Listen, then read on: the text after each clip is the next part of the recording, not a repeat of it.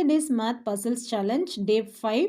Day 5க்கு ஒரு some puzzles இருக்கு. 3 plus 5 equal to 13, 4 plus 2 equal to 6, 6 plus 3 equal to 16, 8 plus 9 equal to question marks.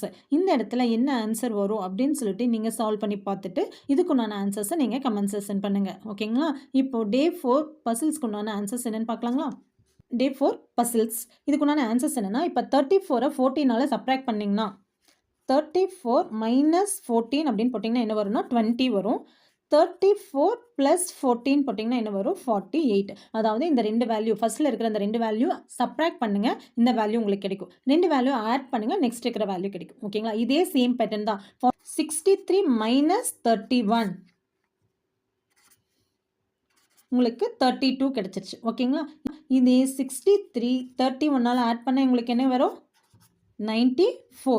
The answer is 94.